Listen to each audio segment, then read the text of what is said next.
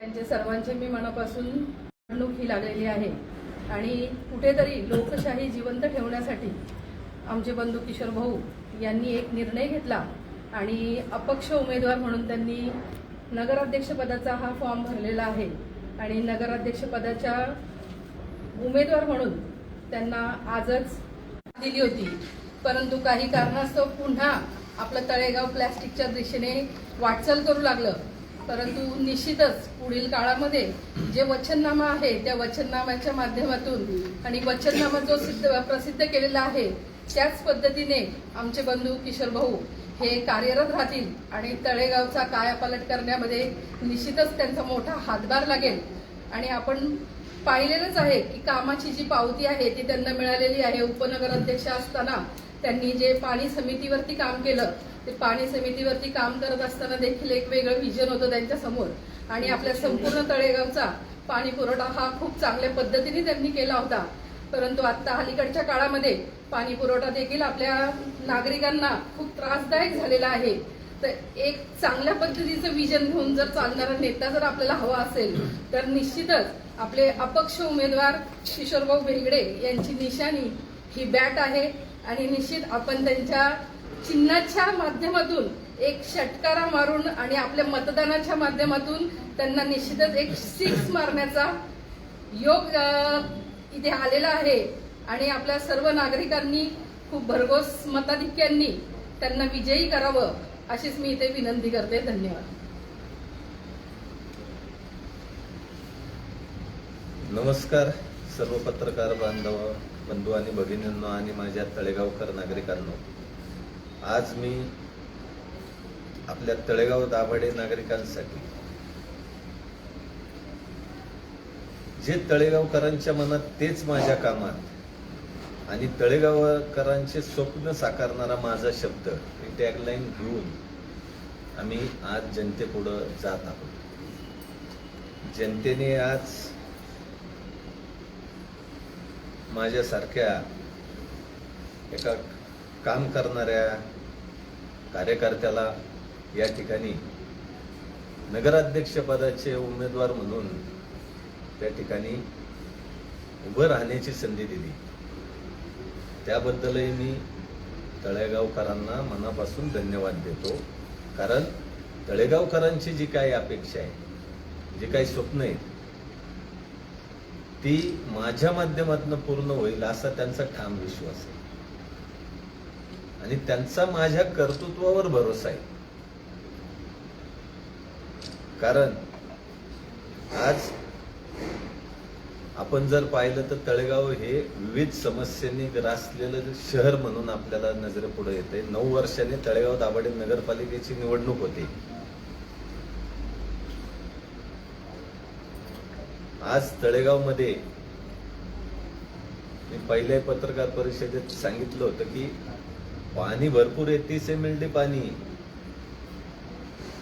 परंतु वितरण व्यवस्था नाहीये व्यवस्थित, त्याच्यावर कंट्रोल नाहीये, अंकुश नाहीये कोणाचा. आज जर तळेगाव शहरामध्ये मूलभूत गरजा कुठली आहेत, तुमचे 1500 कोटी रुपये येतील, विकास कामाला वापरले जातील, पण जर माझ्या तळेगावकर नागरिक जर रोज 500 रुपयाचं जर पाणी विकत घेत असेल नगरपालिकेचं पाणी सोडून, तर ते अतिशय दुर्दैवी आहे. आणि नगरपालिकेचं कामच ते की तुमच्या मूलभूत गरजा पुरवणं. आणि म्हणूनच मी पहिल्याही पत्रकार परिषदेत सांगितलं की तळेगाव शहराचा पाणी पुरवठा 8 दिवसात सुरळीत करणार आणि तो होणार, मला खात्री आहे.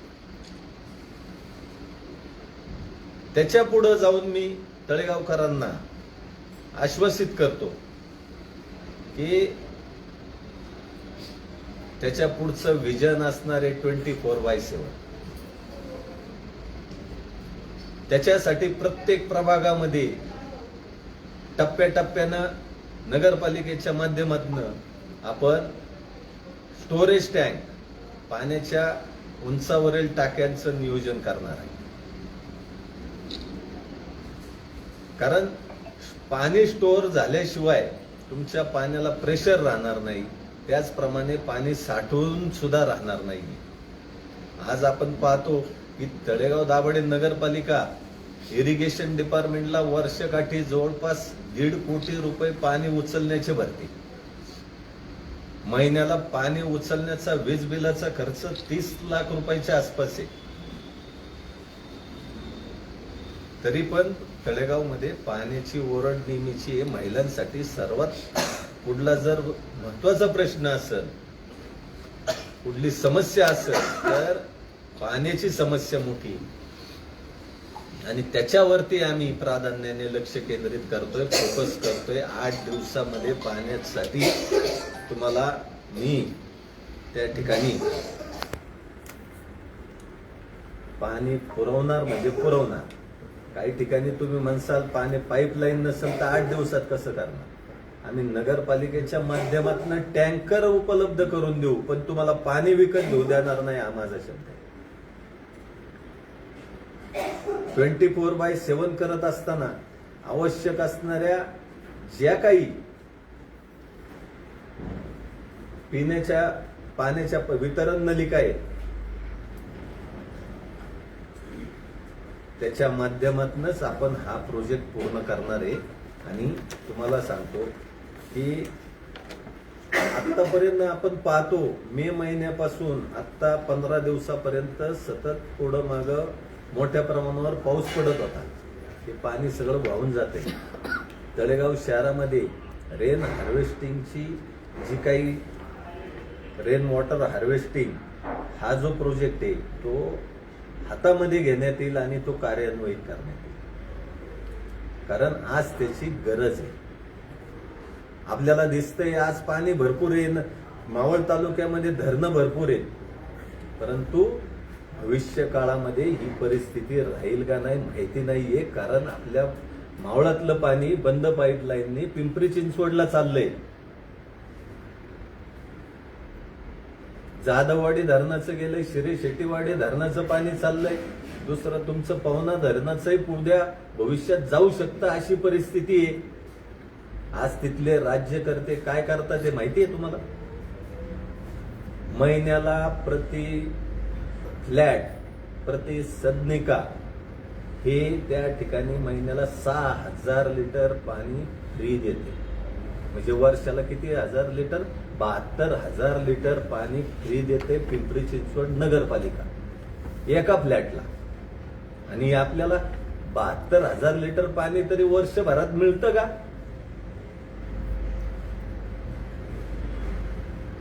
माझ्याकडे त्याचे पुरावे की 6,000 लिटर प्रति फ्लॅटला पाणीपट्टी नाही, पाण्याचे मीटरचं बिल नाही.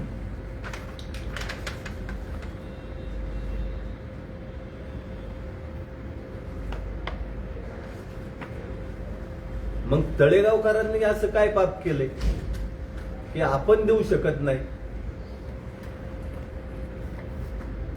म्हणून आमचा पहिला प्रयत्न त्याच्यावरतीच फोकस राहणार की शुद्ध आणि पुरेसं पाणी मी 8 दिवसात देणार आणि पुढच्या 2 वर्षात अख्खं तळेगाव शहर 24/7 का. दुसरा सगळ्यात महत्वाचा प्रश्न ट्रॅफिकचा. त्याच्यावरती सुद्धा आम्ही काही आश्वासनं देतोय नागरिकांना की गाव स्टेशनच्या रस्त्यावरती तुम्हाला चालताही येत नाही अशी परिस्थिती आहे. तळेगावच्या कुठल्याही रस्त्यावरती जा, फुटपाथ आवश्यक आहे. काही ठिकाणी नगरपालिकेने फुटपाथ काढून टाकले. 1996 साली माननीय बापूसाहेब भेगडे यांनी लिंब फाटा ते नवमी हॉटेलपर्यंतचा जो फुटपाथ केला, त्या गेले 30 वर्षापूर्वी जो केलेला फुटपाथ होता त्याच्यावरती 1 रुपया सुद्धा मेंटेनन्सचा खर्च झाला नव्हता. आज तो फुटपाथ काढून टाकला तर नागरिकांना चालायची सुद्धा मुश्किल झालेली. तो फुटपाथ काढण्यासाठी JCBची मदत घ्यावी लागली. एवढा तो भक्कम फुटपाथ केलेला होता. त्या पद्धतीने तळेगाव शहराची वाढ होती. नागरिकांना चालण्यास कठीण होतंय. मी आज सकाळी यशवंतनगर भागामध्ये काही ज्येष्ठ नागरिकांशी चर्चा करत होतो. त्यावेळेस एक मुद्दा आला की माजी नगराध्यक्ष स्वर्गीय नथुभाऊ भेगडे पाटील गावातनं चालत तळेगाव स्टेशनच्या जनरल हॉस्पिटलमध्ये यायचे, तिथल्या रुग्णांची चौकशी करायची, तिथली व्यवस्था पाहायची आणि परत चालत घरी जायचे. म्हणले किशोर भेगडे, तुम्ही तळेगावचं असं वातावरण, असं खुले रस्ते करणार आहात का नाही? आम्हाला ज्येष्ठ नागरिकांना चालायला रस्ते नाहीये. त्याच्यासाठी आमचं उद्देश की फ्री पार्किंग नगरपालिकेच्या माध्यमातून प्रत्येक ठिकाणी प्रत्येक चौकामध्ये कशी उपलब्ध होईल, किंवा आज पार्किंगची किंवा ट्रॅफिकची समस्या कुठं येते तुम्ही पहा की आज जे रस्त्यावरती बसलेले आहेत, फुटपाथवरती हातगाड्या लावल्यात पथारी व्यावसायिक, हे फुटपाथ पासून पुढं 10 फूट बसतात, त्याच्या पुढं अजून 10 फूट गाड्या उभ्या राहतात, नागरिक उभे राहतात. रस्ता 60 फुटाचा असला तरी तो कमी कमी वापरायला मिळतो. म्हणून त्या फुटपाथवरती बसलेल्या व्यावसायिकांना आम्ही हॉकर झोन तयार करून देणार आहे. तळेगावमध्ये अनेक ठिकाणं अशी आहेत की तिथं हॉकर झोन करता येईल, नागरिकांनाही आणि पथारी व्यावसायिकांनाही त्याचा फायदा मिळेल. आणि सगळ्यात महत्वाचं म्हणजे तळेगावमध्ये फेरीवाला धोरण आखण्यात येईल. त्याच्या माध्यमातून एक गोष्ट होईल की तळेगावमध्ये स्वच्छ तळेगाव ठेवायचे, सुंदर तळेगाव ठेवायचे, सुरक्षित तळेगाव ठेवायचे. तर जे फेरीवाले त्यांना आपण लायसन देणार आहे. लायसन शिवाय इथून पुढं कुठलाही फेरीवाला तळेगाव शहरामध्ये फिरता व्यवसाय किंवा विक्रेता काही करू शकणार नाही. हे नागरिकांच्या सुरक्षितेसाठी खूप महत्वाचं आहे.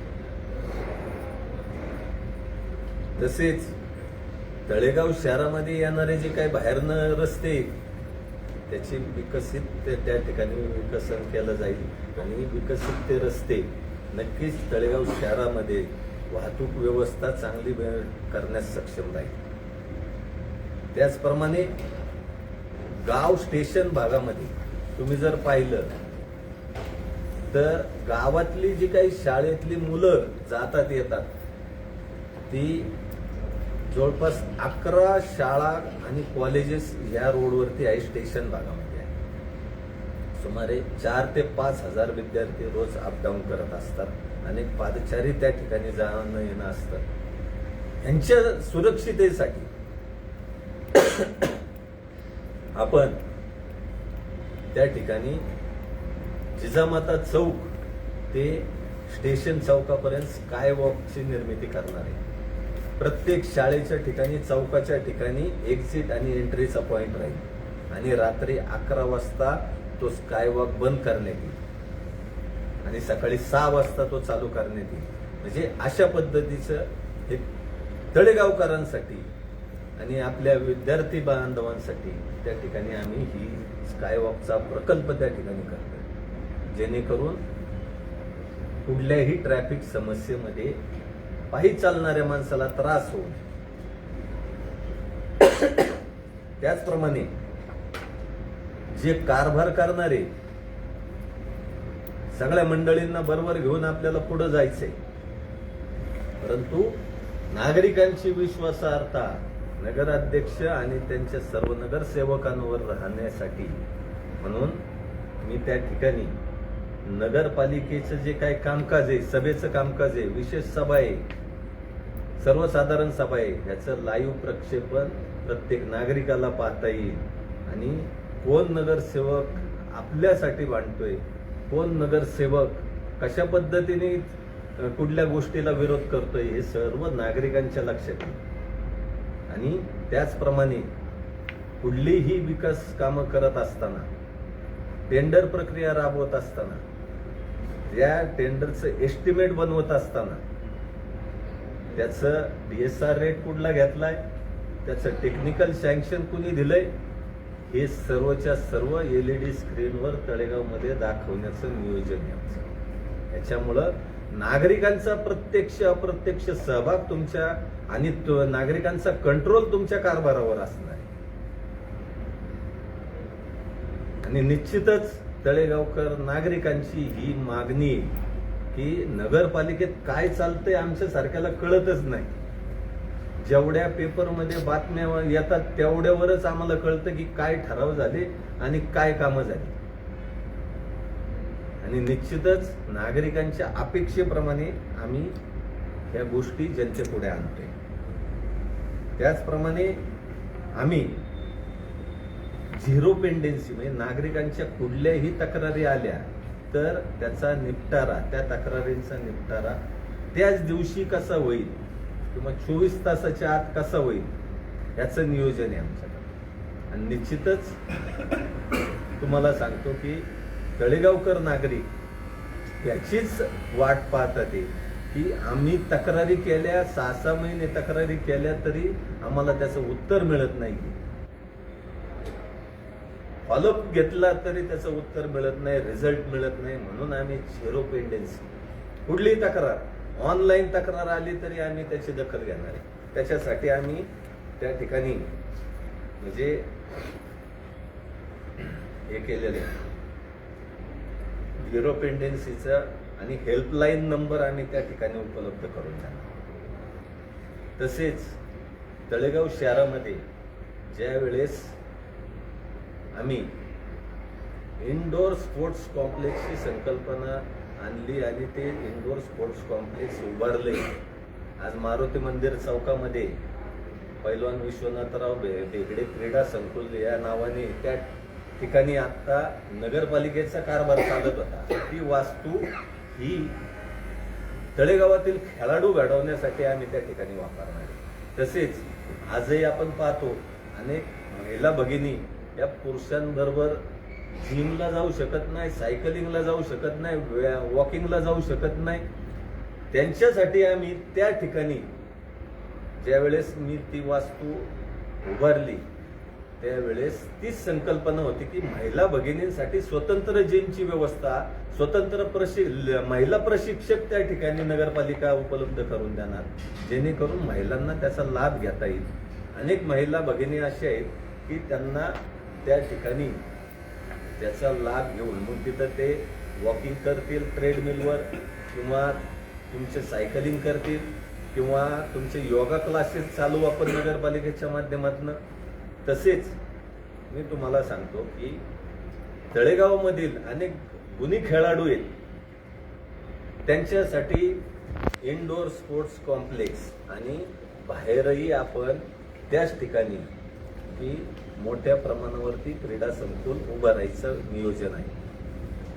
आज आपण जर पाहतो मुलं खेळामध्ये रमतात पण कुठल्या मोबाईलच्या गेम मध्ये. आज तळेगावमध्ये म्हणजे राज्यकर्ते म्हणून आम्हालाही थोडं पुढं तरी वाटतं की आम्हाला काहीतरी करायला पाहिजे होतं पण आम्ही करू शकलो नाही. आज वडगाव सारख्या नगरपंचायतीमध्ये ग्रामपंचायत असताना सुद्धा अनेक अर्जुन क्रीडा पुरस्कार मिळवणारे अनेक मान्यवर आहेत. त्यांचा आदर्श घेऊन आम्ही खरं तर माझ्या मनामध्ये आणि बापू साहेबांच्या मनामध्ये ही संकल्पना आली की आपल्या गावामध्ये खेळाडू घडले पाहिजेत, ह्याच्यासाठी आपण काहीतरी केलं पाहिजे म्हणून त्या वास्तूची उभारणी केली. परंतु असो उशीर झाला. नगरपालिका सुद्धा त्या ठिकाणी भरते. आता नगरपालिकेच्या कार्यालयीन कामकाजासाठी त्याचा वापर झाला परंतु नगरपालिका नवीन ठिकाणी स्थलांतरित झाली आणि आता आपण पैलवान विश्वनाथराव बेगडे क्रीडा संकुलमध्ये इंडोर स्पोर्ट्स चालू करणार. त्याचप्रमाणे महिलांसाठी स्वतंत्र जिम चालू करणार. त्याचप्रमाणे आपण पाहतो की तळेगावचं नैसर्गिक हवामान हे अतिशय चांगलं. म्हणूनच आज या ठिकाणी अनेक ज्येष्ठ नागरिक या ठिकाणी राहत आहेत. चांगलं वातावरण, पोषक हवामान असून निसर्गामध्ये आपण कमी पडत चाललेलो आहे. अनेक निसर्ग मित्र माझ्या संपर्कात आहेत. त्याच्या माध्यमातून आपण तळेगावमध्ये वेगवेगळे उपक्रम राबवणारे तसेच पर्यावरण पूरक म्हणून आपण एखाद्या कुटुंबात जर दुर्दैवी घटना घडली, व्यक्तीचे मृत्यू जर झाला तर त्यांच्यासाठी विद्युत दाहिनीमध्ये मोफत त्या ठिकाणी अंत्यविधी केला जाणार आहे फक्त विद्युत दाहिनीचा खर्च. आणि आता आपण पाहतो अनेक कामगार असतील, अनेक बाहेरचे नागरिक असतील या तळेगावमध्ये वास्तव्यास आहेत. काही ठिकाणी अशा दुर्दैवी घटना घडल्या होत्या की त्या ठिकाणी 4 खांदेकरी मिळत नाहीये. कारण फ्लॅट संस्कृतीमध्ये कोण कोणासाठी थांबायला तयार नाही, विचारत नाहीये. अशा दुर्घटनेच्या वेळेस आपण त्या ठिकाणी नगरपालिकेच्या माध्यमातून वैकुंठ रथ सेवा चालू करणार आहे.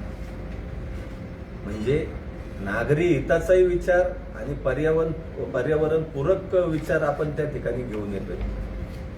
निश्चितच आज सर्वसामान्य नागरिक ह्या गोष्टीला प्राधान्य देतात. त्याचप्रमाणे युवकांसाठी, विद्यार्थ्यांसाठी आपण पाहतोय की कुठल्याही क्षेत्रामध्ये जायचं असेल तर पहिले नीटची सीईटीची परीक्षा पास करावी लागते. ते प्रशिक्षण, ते क्लासेस, ते सुरुवात आम्ही नगरपालिकेच्या माध्यमातून 9वी 10वीच्या वर्गापासूनच साईड बाय साईड चालू करणार आहे. जेणेकरून सर्वसामान्य घरातला मुलगा हा पुढे शिकून इंजिनियर, डॉक्टर झाला पाहिजे ही आमची संकल्पना. नगरपालिकेच्या माध्यमातून आज आपण पाहतोय की सर्वसामान्य घरातल्या माणसालाही वाटत असतं माझा मुलगा इंग्रजीमध्ये शिकावा, माझ्या मुलाने चांगल्या शाळेमध्ये जावं, माझ्या मुलाने चांगलं इंग्लिश बोलावं. आज नगरपालिकेच्या शाळा ज्या आहेत अतिशय चांगल्या पद्धतीने काम करतात, परंतु नगरपालिकेच्या माध्यमातून आपण त्या ठिकाणी मुलांसाठी, गोरगरीब मुलांसाठी, त्यांच्या पालकांसाठी हे इंग्लिश मीडियमची शाळा सुद्धा चालू करणार. सगळ्यात महत्वाचं म्हणजे आता तळेगाव MIDC खूप मोठ्या प्रमाणावर वाढत आहे. तिथं तांत्रिक मनुष्यबळ, कुशल मनुष्यबळ त्या ठिकाणी लागणार आहे. ते बाहेरून न येता नगरपालिकेच्या माध्यमातूनच अशा कंपन्यांचा शोध घेऊन त्या ठिकाणी त्यांना तांत्रिक प्रशिक्षण दिलं जाईल आणि त्याच्या माध्यमातूनच त्यांना नोकरीची हमी दिली जाईल याचा विश्वास मी या ठिकाणी देतो. कारण आता MIDC वाढते, परंतु काही गोष्टींमुळं स्थानिक युवकांच्या हाताला काम मिळत नाहीये. आज तुम्ही मला सांगा की तळेगाव सोडा, परंतु तालुक्यात पुढेही आदरणीय बेगडे साहेबांनी जे ITI संस्था उभी केली होती लोणावळ्यामध्ये, दुसरी ITI शिक्षण संस्था उभी राहिली नाहीये, हे आपलं दुर्दैव आहे. ते काम आम्हाला करायचे.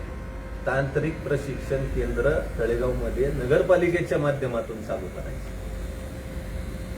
त्याचप्रमाणे तुमचे स्पर्धा परीक्षा असतील, IAS IPS असतील, यांच्यासाठी दर्जेदार प्रशिक्षक त्या ठिकाणी उपलब्ध करून दिले.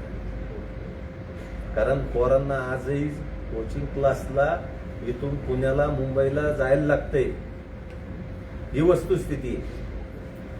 आणि सर्वसामान्य नागरिकांच्या खिशाला हे परवडत नाही. म्हणून आम्ही नगरपालिकेच्या माध्यमातून चांगली अभ्यासिका, स्टडी रूम त्या ठिकाणी, चांगले दर्जेदार प्रशिक्षक त्या ठिकाणी उपलब्ध करून देणार. त्याचप्रमाणे आपण पाहतो की आपली गावाची संस्कृती, गाव पण टिकवण्यासाठी, त्याचप्रमाणे आपले सणवार किंवा आपले सण सगळ्या चांगल्या पद्धतीने साजरे होण्यासाठी आज काही लोकांची श्रद्धा असती की गाईला घास खायला घालणं, गोग्रास म्हणतो आपण. त्याचप्रमाणे आज गोबारसचा विषय असेल दिवाळीच्या दिवशी, तर तिथं गोमातेचं पूजन करणं हे आता दुरापास्त होत चाललेलं आहे. गोमातेचं संरक्षण, देशी गोजातीचं संरक्षण करणं हे सुद्धा काम आपण हे सांस्कृतिक माध्यमाच्या नगरपालिकेच्या फंडातनं करणार आहे. म्हणजे आपल्याला संस्कृती टिकली पाहिजे, त्याचप्रमाणे नागरिकांचे हिताचे रक्षण झालं पाहिजे. जसं माणसाला आयुष्यामध्ये पाणी, चांगले रस्ते, चांगल्या सुविधा आवश्यक आहे, त्याच पद्धतीने माणसाला चांगलं आरोग्यही आवश्यक आहे. आणि ते चांगलं आरोग्य मिळवून देण्यासाठी नगरपालिकेचं सुसज्ज असं हॉस्पिटल उभं करणं, ज्यामध्ये गर्भवती मातांसाठी प्रसूतिगृह सुरू करणे, त्याचप्रमाणे नवजात बालकांसाठी NICU विभाग चालू करणे, एक्सरे असेल, सिटी स्कॅन असेल, MRIच्या सुविधा उपलब्ध माफक दरामध्ये नगरपालिकेच्या माध्यमातून उपलब्ध करून देणे, हा आमचा मानस आहे. आणि त्या सुविधा 24 तास चालू राहिल्या पाहिजे. नुसतं उद्घाटन केलं आणि संपलं अशातलं म्हणून आम्ही त्याच्यावरही नगरपालिकेच्या माध्यमातून नागरिकांना आम्ही आता आश्वस्त करू इच्छितो.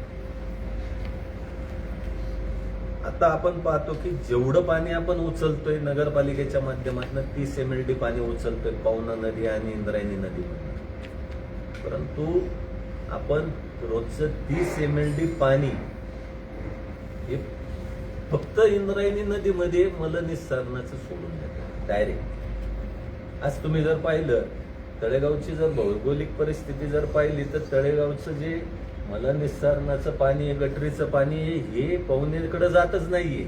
हे सगळ्याच्या सगळं म्हणजे रोजचं 3 कोटी लिटर पाणी हे इंद्रायणीत जातंय फक्त ड्रेनेजच्या माध्यमातून. ते बंद करायचं. तर त्यासाठी आपण DRDOची एक बायोडायजेस्टर म्हणून जी संकल्पना आहे ती कार्यान्वित करणार.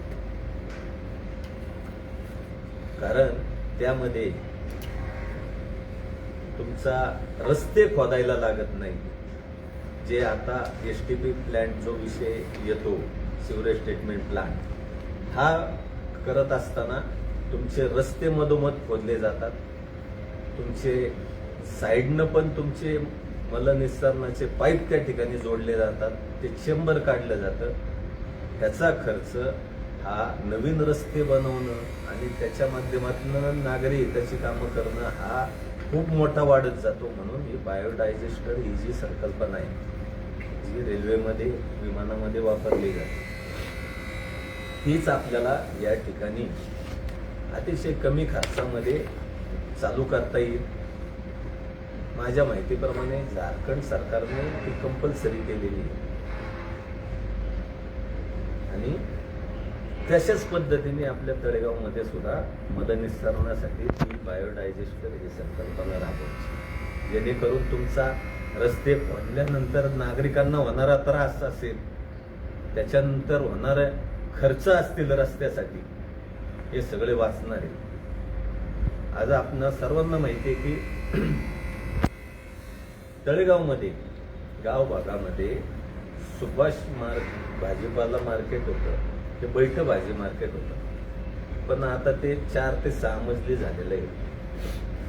ती बिल्डिंग विना वापराची पडून आज सर्वसामान्य नागरिकांच्या खिशातला पैसा त्या ठिकाणी लागलेला आहे आणि म्हणूनच ती बिल्डिंग वापरात यावी म्हणून आम्ही त्या ठिकाणी तळेगावमधील सर्व शासकीय, निमशासकीय कार्यालय आणायचं आणि सर्व एका छताखाली सुविधा नागरिकांना उपलब्ध करून द्यायच्या.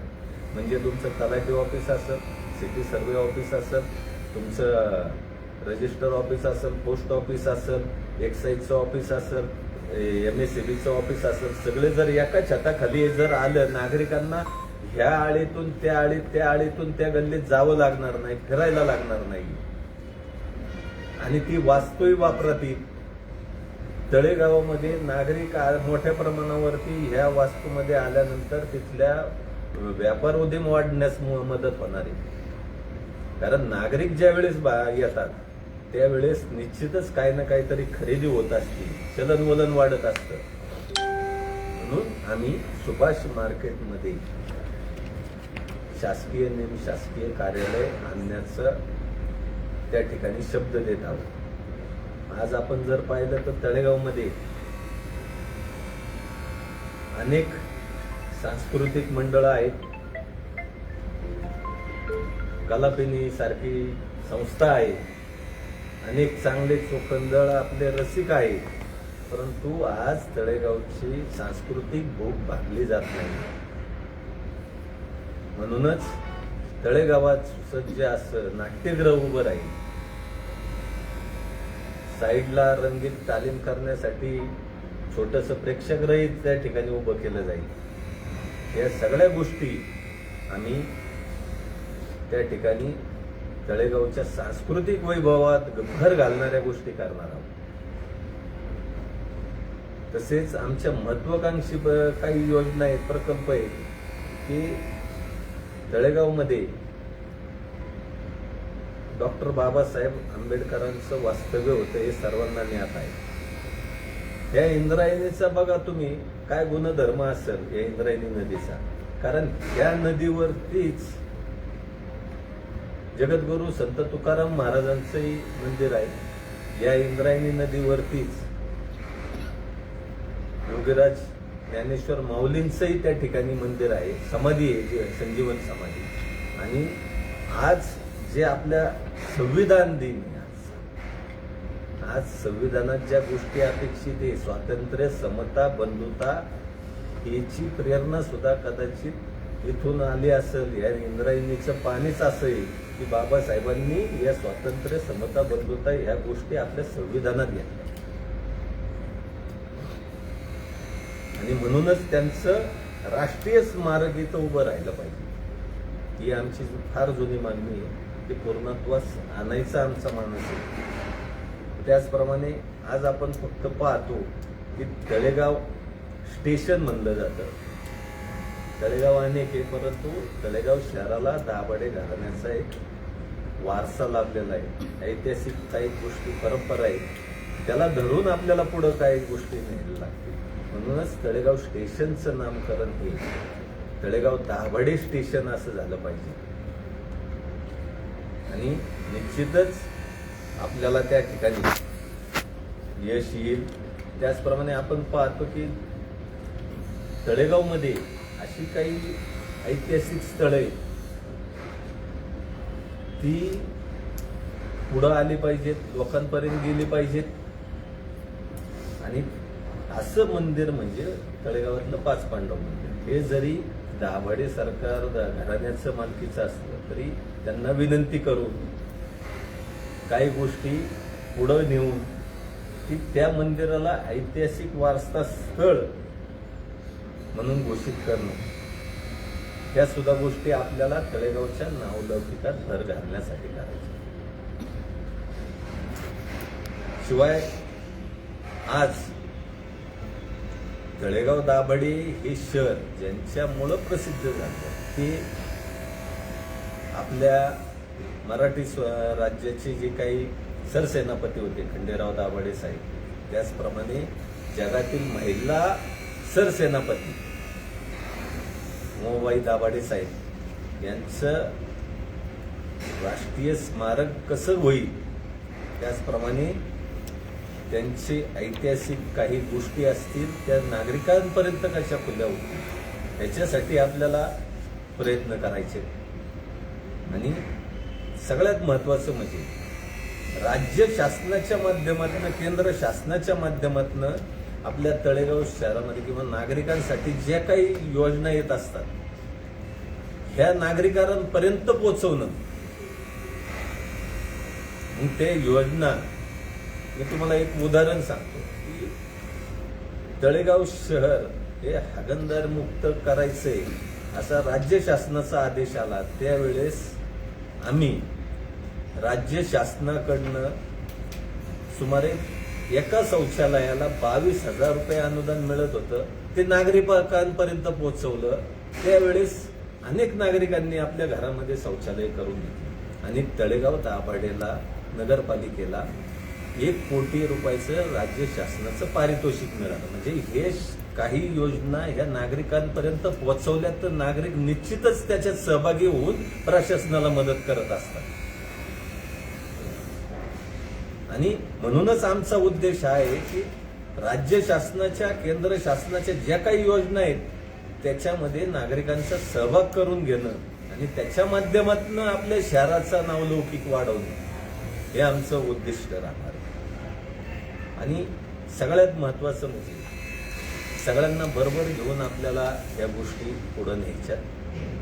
आणि निश्चितच आम्ही जो काही संकल्प केलाय, माझी लहान भाऊजाई मायाताई बेगडे या तळेगाव दाभाडे नगरपालिकेच्या नगराध्यक्ष म्हणून ज्यांनी पद भूषवलं, ती तनुजाताई जगनाडे ज्या तळेगाव दाभाडे नगरपालिकेच्या नगरसेविका होत्या.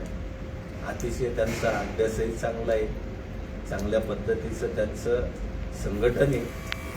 त्याचप्रमाणे आमच्या भगिनी वैशालीताई दाभाडे यांनी तर तळेगाव शहरामध्ये अतिशय धडाडीने चांगली काही काही कामं करून दाखवलेली आहेत.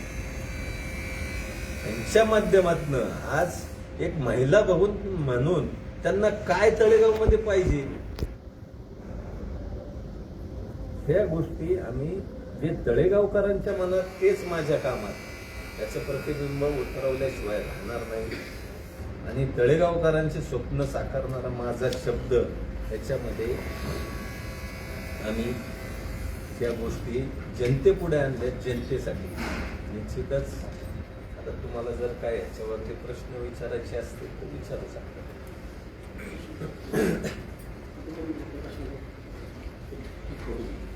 एकच मिनिट. आठवला नाही नाही बस. आठवला ना.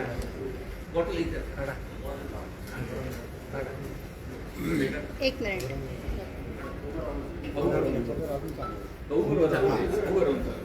मी उंच दिसेल. नगराध्यक्ष उंचच पाहिजे. जवळचे काय उभे राहतात. सगळ्यांना एक मिनिट.